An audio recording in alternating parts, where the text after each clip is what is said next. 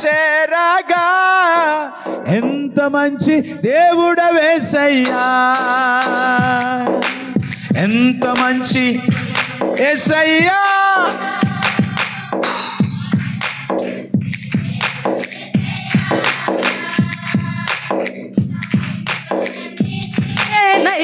నిన్ను చేరగా ఎంత మంచి దేవుడవేసయ్యా, నా చింతలన్నీ తీరేనయ్యా నిన్ను చేరగా ఎంత మంచి దేవుడవేసయ్యా. హల్లెలూయా. యేసుక్రీస్తు ఎవరు తెలుసా? లోకరక్షకుడు. యేసుక్రీస్తు నీ నా కొరకు పాపములు క్షమించడానికి కొరకు ఆయన ఈ లోకానికి వచ్చిన దేవుడు. యేసుక్రీస్తు చనిపోయి 3వ దినమున తిరిగి లేచిన యేసుక్రీస్తు. ఆయన మతం కాదు, ఆయన మతం కాదు, మతం కాదు. మీరు మతం అనుకుంటున్నారేమో, వారు పాంగవారు మర్రి వాళ్ళు ఇది అది అని చెప్పి. దేవుని స్తోత్రం కలుగును గాక. కనుక నా ప్రియమైన దేవుని బిడ్డలారా, ఈరోజు నేను మీకు చెప్పే వాక్య సందేశం ఏమిటి తెలుసా? బుద్ధి గల వారిలో, చెప్పండి అందరూ, బుద్ధి గల వారిలో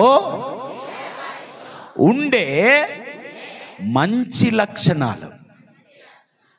బుద్ధి గట్టరితాణ మన్ని నిహి బుద్ధియం. దేవునికి స్తోత్రం కలుగును గాక. బుద్ధి కలిగిన వారిలో ఉండే మంచి లక్షణాలు కొరకు ఈరోజు నేను 2-3 మాటలు చెప్తాను ప్రియులారా. దేవునికి స్తోత్రం కలుగును గాక. హల్లెలూయా. ఎవరిలో? బుద్ధి గల వారిలో. బుద్ధి గల వారిలో ఎవరిలో? వంశీయ సిద్ధయా? సిద్ధ వంశీయ? ప్రైజ్లో బుద్ధి గలవాడు ఎవరు నాన్న? రాము. బుద్ధి గలవారు. బుద్ధి గలవారు ఎలా ఉండాలో నేను ఒక 2-3 మాటలు తేల్చేసి చెప్పేస్తాను. నేను 100 మాటలు అవసరం లేదు. బుద్ధి అంటే చాలు. బుద్ధి. ప్రైసలా నానా. బుద్ధి గల కన్యకలు, బుద్ధికి బుద్ధి లేని కన్యకలు ఉన్నారు బైబిల్లో ప్రియులారా. బుద్ధి గల వారి యొక్క లక్షణాలు ఎలాంటివో నేను చెప్తాను. నాన్న లాజర్, బుద్ధి గలవారు ఎలాగుంటారో చెప్తారు. మాట్లాడవద్దు పాస్టమ్మ గారు, ఎవరు మాట్లాడవద్దు, నేనైనా మీరైనా. నేను చెప్పేది మీరు వినండి. బుద్ధి గలవారు వింటారు. బుద్ధి గలవాడు ఆత్మ చెప్పు మాట చెవి గలవాడు వినును. బుద్ధి గలవాడు ఎలాగుంటాడక? వింటారు. ఎలాగుంటారు నాన్న? మాట్లాడండి. దేవునికి స్తోత్రం కలుగును గాక. పోయిన వారం మనం ఏం నేర్చుకున్నాం? చెప్పండి, పర్వాలేదు. ఏం నేర్చుకున్నాం? గత వారములో మనం ఏం నేర్చుకున్నాం? మీకు దేవునికి స్తోత్రం కలుగును గాక. హల్లెలూయా. ఒక అక్కట, ఒక అమ్మ, ఒక తల్లి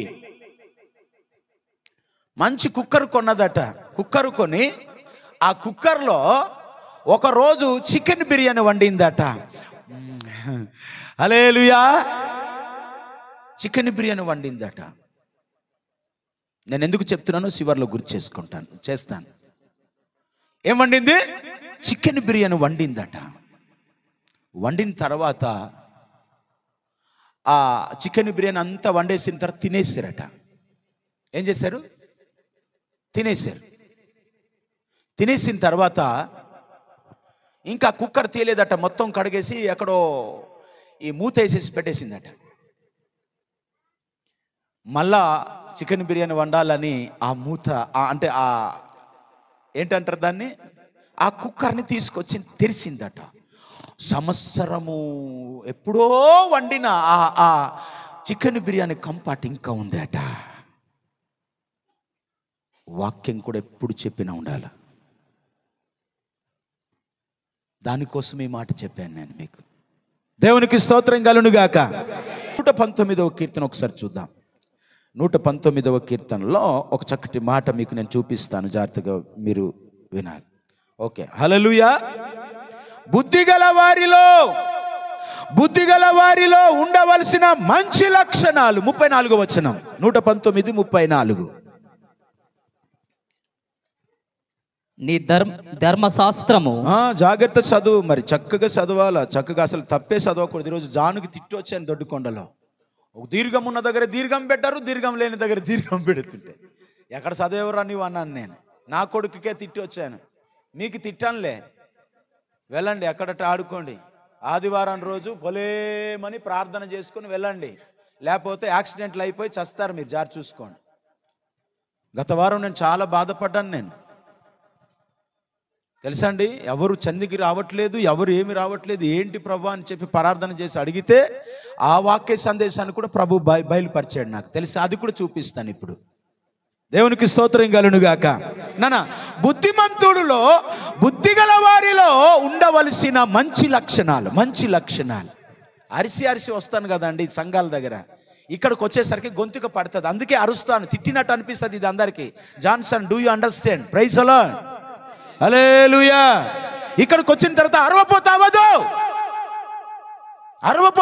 అరవపోతా అవ్వాలి, అసలు మాటే బయటికి రాదు, అంత స్టక్ అయిపోద్ది. 5 బ్రాంచీలు అంటే మాటలు కాదు ప్రియులరా. మీరు మాట్లాడండి చూస్తాను, ఒక్క పాట పాడితేనే ఇక నేను పాటలు పాడలేను అన్నట్టు అయిపోతారు మీరు. ఆరాధన చేయాలా, ప్రార్థన చేయాలా, రోగుల కొరకు చేతి నుంచి ప్రార్థన చేయాలా, ఇక్కడికి వచ్చి మళ్ళీ కేకలేయాలి, గొంతుకు పట్టేస్తుంది. కనీసం అయ్యగారు ఈ నీళ్లు తాగండి అయ్యగారు అని ఇచ్చేవారు కూడా ఉండరు. ఒక్కరోజు మందిరానికి రాకపోతే పాడైపోతాం, తెలుసా మీకు ఆ సంగతి. హొండ్వితి కోడితి తోలుతి నేను వాయికి నటి రొచ్చన హబు హారు టూట అతిన అయిపోయింది. అందుకే మీరు లోకమునకు ఉప్పై ఉన్నారని దేవుని వాక్యం అనే హారు టూట అసలు ఈ పుట్టతును విహాయ. దేవునికి స్తోత్రం కలుగునుగాక. చదువునా సార్, చదువు బాబు ఒక మాట. నీ ధర్మశాస్త్రము అనుసరించుటకు నాకు బుద్ధి దయచేయుము, నాకు బుద్ధి దయచేయుము. అప్పుడు నా పూర్ణ హృదయముతో నేను దాని ప్రకారము నడుచుకొందును. గట్టిగా చప్పట్లు కొట్టి ప్రభుని స్తుతిద్దాం. ఆమేన్, హల్లెలూయా. బుద్ధిమంతుడు వాక్యం ఏం చెప్పితే దాని ప్రకారంగా నడుచుకుంటాడు. హల్లెలూయా. బుద్ధి కట్టి మీరేసి, బుద్ధి కట్టి మాంగ తల్లి ఏనిలేవేనే చంచి ఏనిలేవేనేసి ఎలకి తాకినిరండి. ఆమేన్. బుద్ధి కట్టారి. బుద్ధి గల వారిలో ఉండవలసిన మంచి లక్షణం ఏమిటి తెలుసా అండి? అక్కడ చెప్తుంది చూడండి, దేవుని వాక్యం ఎంత చక్కగా చెప్తుంది, జాగ్రత్త వినండి. అక్కడ చూడండి, ధర్మశాస్త్రమును అనుసరించుటకు నాకు బుద్ధి దయచేయము, అయితే అప్పుడు పూర్ణ హృదయముతో దేవుని స్తుతించేట ఆ ప్రకారంగా నడుస్తారట. హల్లెలూయా. ఇది బుద్ధి గల వారిలో ఉండవలసిన మొదటి లక్షణం. ఆమేన్. దాని ప్రకారంగా నడుస్తారట. వాక్యం ఏం చెప్తుందో, వాక్యం ఏం బోధిస్తుందో, ప్రేమ కలిగి ఉండండి అంటే ప్రేమ కలిగి ఉంటారు, ఐక్యత కలిగి ఉండండి అంటే ఐక్యత కలిగి ఉంటారు. టైం చూసుకోండి, ఇప్పుడు కాదు 2026 సంవత్సరం నుంచి అర్ధగంట ఇంకా టక్కుమని దేవుడు ఏది మాట్లాడమంటే అదే సున్నంగా మాట్లాడేసి ముగించడం. ఒకసారి మా లూదియా టీము లేకండి, ఒకసారి లూదియా టీం పాఠాంకేరిన తరి ఎచ్చరు జానతారు మంజర్ నింగేరి మామూలుగా మీట అయితే నింగేరి ఎల్లే మన ఎర్నిచ్చా ఎల్లే మంజ. నువ్వు కూడా లూదియా టీమేనా? ఇంతేనా? ఇంతమందేనా? మీరు ఇంకెవరన్నా ఉన్నారా? ఇంతమందేనా లూదియా ఎచ్చరు జానతారికి? లేగాల అక్క ఒక్కరోజు వచ్చినట్టు చూడండి, నేను అందుకే లేపుతున్నాను ఈరోజు చూద్దామని, ఎవరెవరు లూదియా టీము, ఎవరెవరు ఏంటి అని. మీరు అందరూ వచ్చి చక్కగా ఒక పాట పాడితే ఎంత బాగుంటుంది, పలానా టీం వచ్చి పాడమంటే కదా. ఒరే పాడుతారో లేదో తర్వాత సంగతిరా, నేను చెప్తున్నాను జాగ్రత్త వినండి. నా మాటకి మీరు మర్యాద ఇస్తారా లేదా అని చెప్పి అడిగాను. మీరు పాడుతారో పాడరో, మీరు లేచి నిలబడతారో లేదో నాకు అనవసరం, నా మాటకి గౌరవిస్తున్నారో లేదో అని చెప్పి నేను కూర్చోండి. బుద్ధి గల వారి లక్షణాల కోసం చెప్తున్నాను నేను. దేవునికి స్తోత్రం కలుగునుగాక. హల్లెలూయా. అయితే బైబిల్లో ప్రియమైన దేవుని బిడ్డలారా, చాలా మంది బుద్ధి గల వారు ఉన్నారు. చాలా మంది ఉన్నారు. ఉన్నారా లేదా? ఉన్నారు. చాలా మంది ఉన్నారు. బుద్ధి గలవారట వాక్య ప్రకారంగా ధర్మశాస్త్రం ఏదైతే బోధిస్తుందో, వాక్యము బైబిల్ ఏదైతే సెలవిస్తుందో, వాక్యం ఏదైతే చెప్తాదో అలా బుద్ధిమంతులట ఏం చేస్తారట? అనుసరించి నడుస్తారట. ఆదివారం మందిరానికి వెళ్ళాల్సి ఉంటే మందిరానికి వచ్చేస్తారు. ఒకవేళ ఏదైనా సేవకుడు ఇస్తే అలా చేస్తారు. ప్రార్థన చేయమని చెప్పి నేను ఎవరికైనా ఇచ్చాననుకో ప్రార్థన చేస్తారు బుద్ధిమంతులైతే. బుద్ధి లేని వారు ఏం చేస్తారు తెలిసాక, ఈ మన మత్తయి సువార్త 25వ అధ్యాయంలో మనం చూస్తే అక్కడ 10 మంది కన్యకలు కనిపిస్తారు. అందులో బుద్ధి గల వారు 5, బుద్ధి లేని వారు 5. బుద్ధి లేని వారు ఏం చేశారట తెలుసా? ఎంజాయ్ చేసుకుంటున్నారట. మా మాస్టర్ గారు ఒకటి అనేవారండి, ఒరే నువ్వు ప్రతిరోజు క్లాస్కి రారా అనేవాడండి. ఇప్పుడుకి ఎందుకు గుర్తు చేస్తున్నానంటే అనేవాడు. చెప్తాను, జాగ్రత్త వినండి. జాగ్రత్త వినాలా, మాట్లాడవద్దు. ప్రతిరోజు క్లాస్కి రారా అనేవాడు. చదువు వచ్చినా రాకపోయినా, హోంవర్క్ చేసినా చేయకపోయినా ముందు నువ్వు క్లాస్కి రారా అనేవాడు. మీకు కూడా నేను చెప్తున్నాను, పాటలు పాడవద్దని కాదు, ప్రార్థన చేయవద్దని కాదు, వాక్యం చదవద్దని కాదు. వాక్యం చదవడానికి వచ్చినా రాకపోయినా, పాటలు పాడడానికి వచ్చినా రాకపోయినా, ప్రార్థన వచ్చినా రాకపోయినా ముందు మందిరానికి రండి. అప్పుడు కదండి మీకు తీర్చేది దేవుడు కదా. 11వ అధ్యాయం ప్రకటన గ్రంథం ఒకసారి చదువునానా? మొదటి వచనం నుండి త్వరగా చదవండి. మరియు ఒకడు, చూడండి, చేతికర్ర వంటి కొలకర్ర నాకిచ్చి నీవు లేచి దేవుని ఆలయమును బలిపీఠమును కొలత వేసి ఆలయములో పూజించు వారిని లెక్క పెట్టుము. ఆలయమునకు వెలుపలంటే ఈరోజు మందిరానికి రాకుండా ఇష్టానుసారంగా బయట ఉన్నవారు అన్నమాట.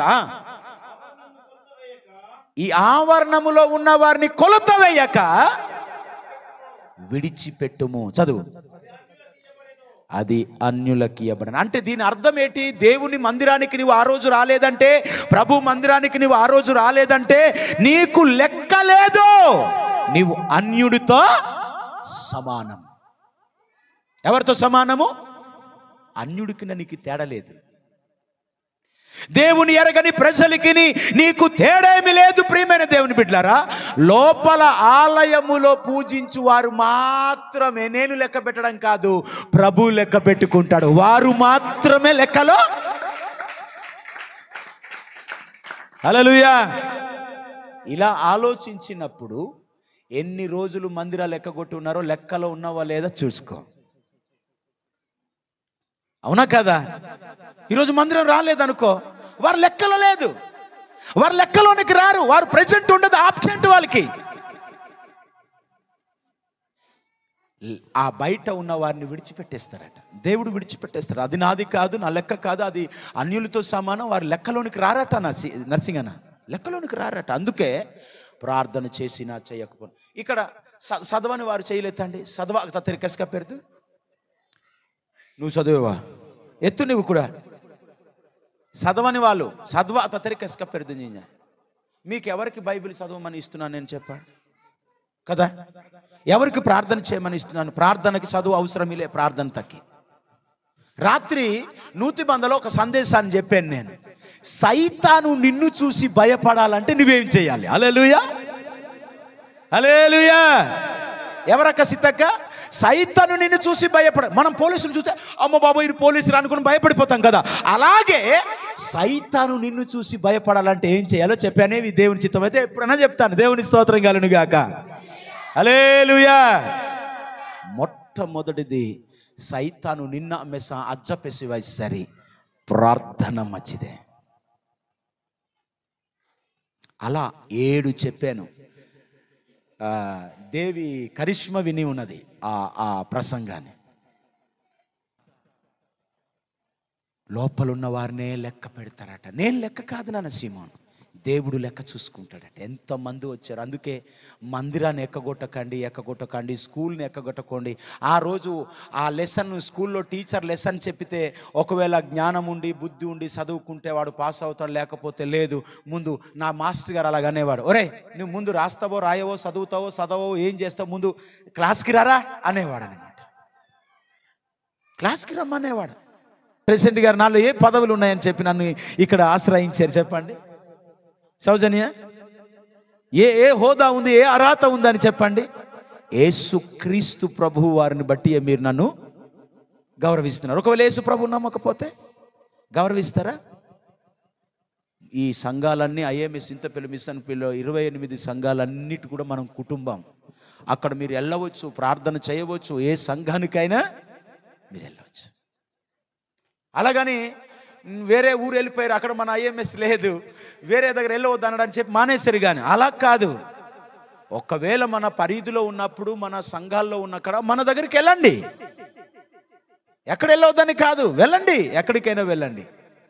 అయితే నేను చెప్తున్నాను, స్థానిక సంఘాన్ని మాత్రము మర్చిపోవద్దు. స్థానిక సంఘాన్ని ఏమైపోకూడదక్క, మర్చిపోకూడదు. బుద్ధిగల వారు ఏం చేస్తారు తెలుసండి, వాక్యాన్ని అనుసరించి నడుస్తారట. చదువునాను కవి, ఆ మాట చదువు. నీ ధర్మశాస్త్రము అనుసరించుటకు నాకు బుద్ధి దయచేయము, అప్పుడు నా పూర్ణ హృదయముతో నేను దాని ప్రకారంగా నడుచుకొందును. మనమందరం కూడా యేసు ప్రభు చెప్పిన ప్రకారంగా నడుదుముగాక. యేసు ప్రభు చెప్పినట్లు మనమందరం ఐక్యత కలిగి ఉందుముగాక. యేసు ప్రభు చెప్పినట్లు మనమందరూ ప్రేమ కలిగి ఉందుముగాక. ఇంపేదేం జరి పంగత హచ్చిస్తారు, దాన్ని ఆచరణలోనికి తీసుకురావట్లేదు, అంటే పాటించట్లేదన్నమాట. దానిని విన్నట్టు మాత్రమే విందురు కానీ. అందుకే యాకోబు రాసిన పత్రిక 1:22లో మీరు వాక్యము వినువారు అయి మాత్రమే ఉండక దాని ప్రకారంగా నడుచువారై ఉండాలి. లేదనుకుంటే సహజ ఏంటి అద్దమును పోలిన మీ ముఖాన్నట అద్దముని ఇలా చూసి ఇలా చేసేస్తే ఎలాడదో, మన ముఖం మన ముక్కు తెలియదు, మళ్ళీ అద్దం పెట్టుకుంటున్నా ఓహో ముక్కు సూదిగా ఉంది, అలాంటి వారు అని రాసి ఉన్నాడు అక్కడ. దేవుని స్తోత్రం కలుగునుగాక. తీసావా? చదువు 1:22 యాకోబు రాసిన పత్రిక.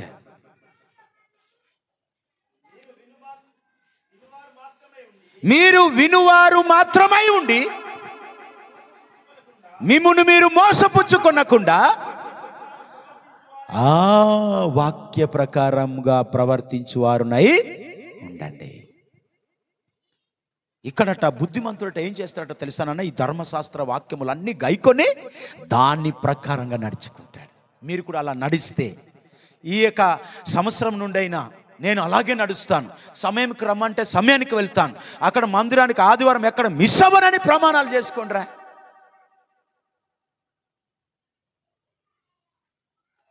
మిస్ అవ్వనని ప్రమాణాలు చేసుకోవాలి. 107వ కీర్తన, 107వ కీర్తనలు 107వ అధ్యాయము, అందులో కూడా 43వ వచనం చదువునన్నా. బుద్ధిమంతుడైన వాడు ఏటట ఈ విషయములన్నీ ఆలోచించును,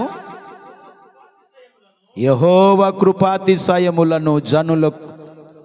దేవునికి స్తోత్ర. నాన్న వినాలి, ఈ మాటకు అర్థం ఏమిటి తెలుసా?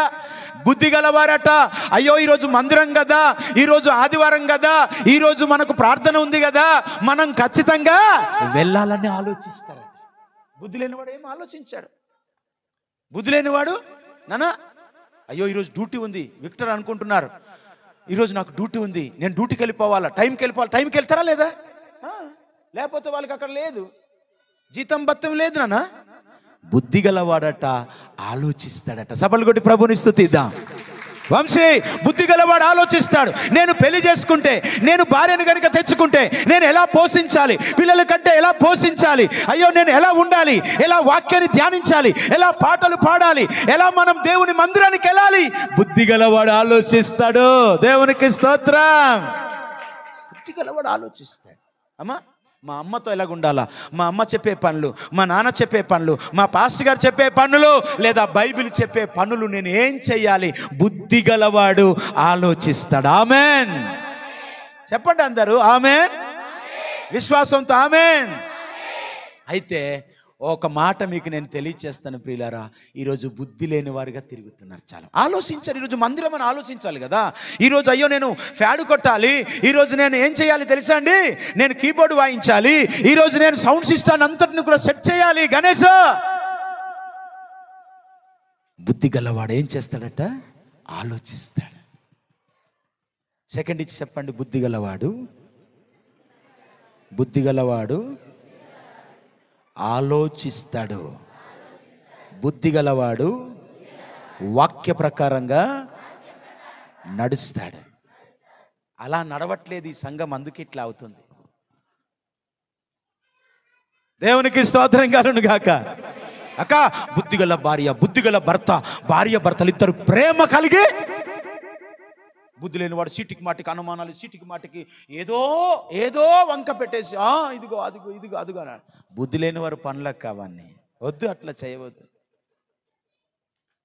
బుద్ధి లేనివాడు ఏం చేస్తాడు తెలుసా అక్క? అక్క వినండి, ఇటు బుద్ధి లేనివాడు ఏం చేస్తాడు తెలుసా? హాకిత హల్లా అదుంజి అజ్జు అలేరి మొత్తం అత్తొద్దు పర్వాలే. బుద్ధి గలవాడు ఆలోచిస్తాడట. ఇజ్రాయేల్ అన్న, ఒరే పాస్టర్ గారు ఈ మాట చెప్పారా, లేదంటే మా నాన్న ఇది చెప్పారా, సంఘ పెద్ద గారు ఇది చెప్పారా, లేకపోతే ఇదిగో ప్రెసిడెంట్ గారు ఇది చెప్పారా, ఊర్లో వాడని పోజు కొడుతున్నారు మీరు ప్రెసిడెంట్ అని. మీ తసిపట్టు బట్టి లీటి కొడు హుచ్చి తసి వాహా నేను ప్రెసిడెంట్ని నెక్స్ట్ గెలుస్తాడులే, హల్లెలూయా గెలిచాడంటే అప్పుడు సూదురు గాని. నా ప్రభుని దాటి ఎవడు రాలేడు. Praise the lord. వేరే నర్తసి వాత్స అనుకో, వేరే నర్తసి బుద్ధి కట్టడం కోసం వేసించా, బుద్ధి కడతరిచి మా నార్తసి ప్రెసిడెంట్ అయ్యో ఇంచి చక్కగా ప్రేమించతెరిమా, నానాస్కెల మా కుమేసే కదా పాస్టర్ గారి ఇంచి ప్రేమించతెరిమా, బుద్ధి కడతరిచిమా. పోతే పోనరా, ఇడి ఇలా తిట్టేస్తున్నాడు, ఇలా కొట్టేస్తున్నాడు, గద్దించేస్తున్నాడు అనుకుంటున్నాడు ఏలియా. నాగేసుకోకసి దేవునికి స్తోత్రం కలుగును గాక అనుకుంటున్నారు మీరు.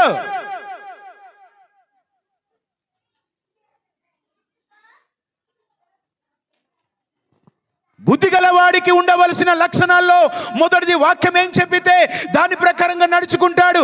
దేవుని మందిరానికి సమయానికి వెళ్తాడు, సమయానికి ప్రార్థన చేస్తాడు, సమయానికి ప్రభు సన్నిధిలో సహవాసంలో కూడుకుంటాడు. దేవునికి స్తోత్రం కలుగును గాక. బుద్ధి లేనివాడు ఇష్టానుసారంగా తిరుగుతాడు. ఇంకా అదే మాట చాలు మీకు, ఇష్టానుసారంగా అంటే బుద్ధిలా కట్టరి. ಅಯ್ಯೋ ನಾನು ಬಾಪ್ತಿಸಮನ್ನು ಪೊಂದಿತೆ, ನಾನು ದೇವನಿ ನಮ್ಮಮ್ಮ, ನಾನು ಕಾಡುಗು ಆತಿದೆ, ನಾನು ಅಸ್ಪಿ ಆತಿದೆ, లాగివే ఆతిదే, జూదముక పడ ఆతిదే అని ఒణిపినేరి బుద్ధి కట్టరి సరే. ఇవా వేస్త సరిమింగ నా లాగత్ సీంజాయ్. ఇది వాక్యం సత్యం అన్నమాట. నాకు దేవుడు ఈ మాటలే చెప్పు చాలులే అన్నారన్నమాట. ఈ మాటలే చెప్పు చాలు, బుద్ధి కలిగి ఉండండి. బుద్ధిగల కన్యకలు ఏం చేశారట తెలుసానా? ఇప్పుడు మత్తయి సువార్త 5వ అధ్యాయం తీయండి. బుద్ధిగల కన్యకలు ఏం చేశారు తెలుసా? యేసు ప్రభు వస్తున్నాడు, పెళ్లి కుమారుడు వస్తున్నాడు అని చెప్పి అట ఏం చేశారు తెలుసా? చదవండి. పరలోక రాజ్యము తమ దివిటీలు పట్టుకొని పెళ్లి కుమారుని ఎదుర్కొనుటకు బయలుదేరిన 10 మంది కన్యకలను పోలి ఉన్నది. 5గురు వీరిలో 5గురు బుద్ధి లేని వారు, 5గురు బుద్ధి గలవారు. చదువు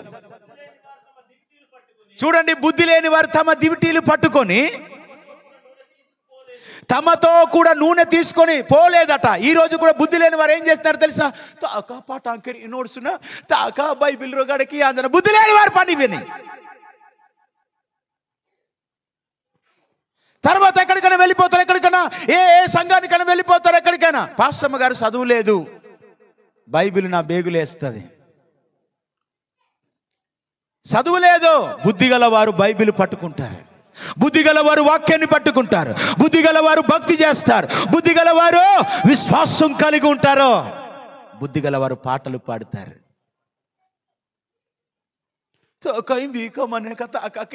లింగో ఇవి కాక విలాసిని. బుద్ధి గలవారు బుద్ధిగా కూర్చొని ఉంటారు. ప్రైసలా ఎంత చక్కటి మాటలు పరిశుద్ధ దేవుడు మాట్లాడుతున్నాడు. ఇవా వెంజాలు తక్కే మమ్మీకి కష్టం హాయ్. బుద్ధి గలవరట ఆకాశ నక్షత్రములను పోలి ఉంటారట. ప్రైజ్ అలాడ్. 12:3 దానియేలు గ్రంథం. హల్లెలూయా. బుద్ధి గలవారు ఎలాగుంటారట? బుద్ధి గలవారు ఎలాగుంటారట? ఆకాశ నక్షత్రాలను పోలి ఉంటారట. అలా ప్రకాశిస్తూనే ఉంటారట. ఎక్కడ ప్రార్థన జరుగుతుంది, ఎక్కడ వాక్యం జరుగుతుంది, ఎక్కడ ప్రార్థన, ఎక్కడ వాయిద్యాలు, ఎక్కడ స్తుతి, ఎక్కడ దేవుని మాటలు ప్రసంగించబడుతున్నాయో అక్కడికి వెళ్తారు. అది ముయ్యవద్దు. మత్తయి సువార్త. దేవునికి స్తోత్రం. ఇంకా పూర్తి కాలేదు. అంటే బుద్ధి లేని వారు ఏం పట్టుకోలేదట? దివిటీలతో నూనె, అభిషేకం. నూనె గుర్తు. నూనెకు గుర్తు ఏంటి? అభిషేకం.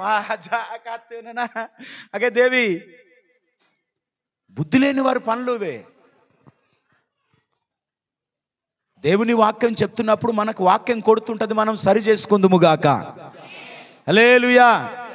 మాంబు ఎలా మంజాలో మన ఉంజే నాంజు నీ సేవకి హిమ అండి నన్ను ఎలా మంజాలో నీ పతకస్కే 3 గంటల 37 నిమిషాలకి రేసాను ఈరోజు. ఎంతనన్నా?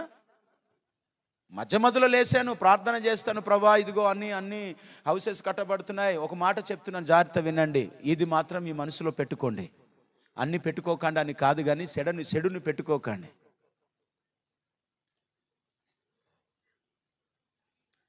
మాబేమో మా దాదా పాస్టరే, నాను పాస్టరే. మాబేమో కాడు మారు నువ్వు హామీసి. ఎవర్రా చెప్పాడు? నక్క డుమ్ము కోసం పరిమాయ్ లెక్క హో ఈజా, చక్కగా హో ఈజా లెక్కొట్టి ఎంబారా పట్టే మన బొరమహ ఇవాన్ జోడిపి అన్నమాట. ఏనా తక్కి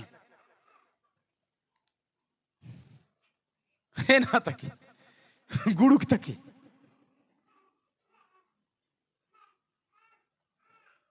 సైలెంట్గా తీసుకెళ్ళి లెక్కొక్కడో తవాకి సరిసిరాని భీమరాజు సినికినిసి భీమనడం లెక్క సినికిని సైలెంట్గా అంజి మా అబ్బా సంజి దోరాసి మేడ ఉజుజా నంగెక్క దోరాస్తుసి వాక్యం వేస్తుసి నసింజి ఇంక కొచ్చే జాడకి అతి దోరాస్తాం తంగిపోయేసి కాణదేశ దోరో అయి. దేవునికి స్తోత్రం కలుగునుగా. ఒకసారి మీరు ఆలోచించండి. బుద్ధి కట్ట తిరలే మంచు బంగారు వారు లేచేయని మీ ముర్ఖ మీ ముంగలు కాన బుద్ధి ఇలా కట్టి బంగారు అయితే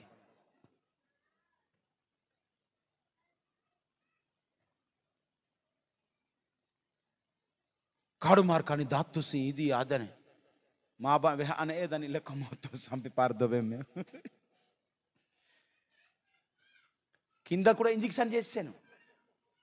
మన కోడ్రూ ఇంజెక్షన్ కినంతలే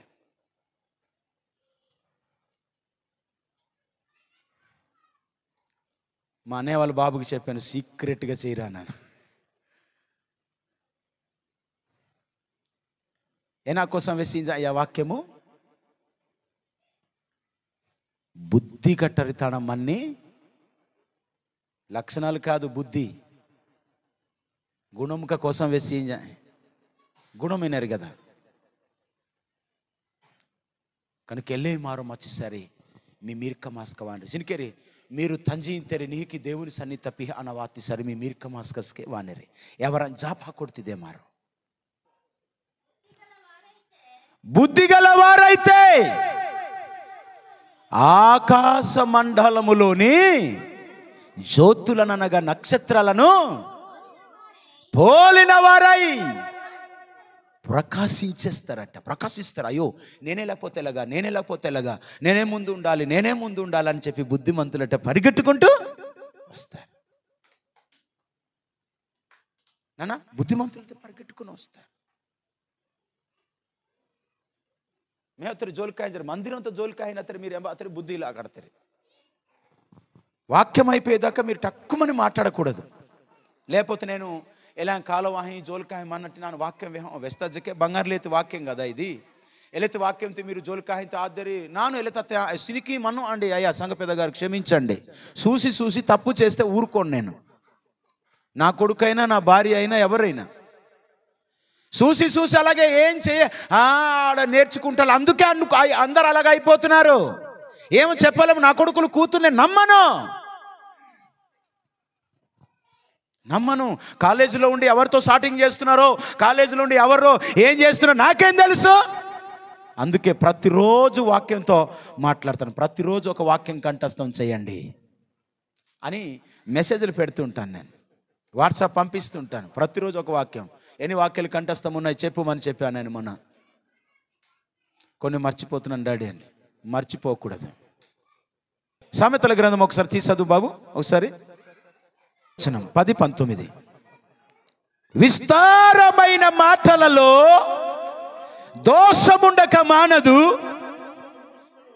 తన పెదవులను మూసుకొనువాడు. బుద్ధిమంతుడట ఏం చేస్తారట? ప్రెసిడెంట్ గారు ఏదైనా టీ పెట్టవలేదా పెడతానండి, మూసుకుంటారట. ఇప్పుడు నేనే హీరో, నేనే రాజు, నేనే ప్రెసిడెంట్, నేనే సంఘ పెద్ద. ఎవరి నోరు మూసుకుంటున్నారు ఇప్పుడు? ఒక పెద్ద వ్యక్తి చెప్తే షట్ అప్ యువర్ మౌత్ అంతే. భార్య కూడా తక్కువ అంచనా వేయకు. భార్య కూడా ఏలియా మంచి పద్ధతి కాదంటే షట్ అప్, గెట్ అప్. అలా ఉన్నప్పుడే నా కుటుంబం కట్టబడుతుంది. స్త్రీలను ఇప్పుడు చిన్న చూపు చూడకండి. స్త్రీ వలనే ఇంటి కట్టబడుతుంది తెలుసా? జ్ఞానవంతురాలు ఏం చేస్తుందట? తన ఇల్లు. మీరు చిన్న చూపు చూస్తున్నారేమో ఆడవాళ్ళకి. అమ్మ బాబోయ్ కోటి నమస్కారాలు. మీరు కిహించడా? సపట్లు కొట్టి ప్రభుని స్తుతించండి. హల్లెలూయా. నానా చెప్పు ఋతు. బుద్ధి గలవారు ఆలోచిస్తారు, బుద్ధి గలవారు వాక్య ప్రకారంగా నడుస్తారు. బుద్ధి గలవారు ఏం చేస్తారట? నోరు మూసుకొని ఉంటారట. కొచ్చే జన నాన్ దే జోలో జోలాయి డొక్రరు కత్త వేసేసరి సట్టాపు గెట్టాపు. నోరు మూసుకొని ఎక్కడికి వెళ్ళిపోవాలా? అక్కడికి వెళ్ళిపోవాలా? జాబా జొనా పడతా అంటే వెళ్ళిపోవాలి. బుద్ధి కట్టరు, బుద్ధి ఇలా కట్టరు కోసం ఈరోజు మారో దేవుని కథ. బుద్ధి మన్నే ఇస్తారు. ఒకసారి ఆలోచించదు నాన్న. ఎవరైనా, యవనస్తులైనా, ముసలోళ్ళైనా, తర్వాత పురుషులైనా, స్త్రీలైనా అవునా బుద్ధి కట్టరు. చాలా ఆలోచించినారు. దేవుని సేవకుడు దుఃఖంతో సేవ చేస్తే మీరు చేసేవి ఏవి ఫలించవండి. బైబిల్ ప్రకారంగా చెప్తున్నాను నేను. ఆయన సంతోషంగా సేవ చేయాలి. ఆలోచించండి. ప్రేమగల తండ్రి నీకు వందనాలు. బుద్ధిమంతులు, బుద్ధి కలిగిన వారిలో ఉండవలసిన లక్షణాల కొరకు మేము నేర్చుకొని ఉన్నాం. నేను కూడా బుద్ధి కలిగి ప్రసంగం చేయాలి. బుద్ధి కలిగి ఎప్పుడు ప్రార్థన చేయాలో లేవాలి.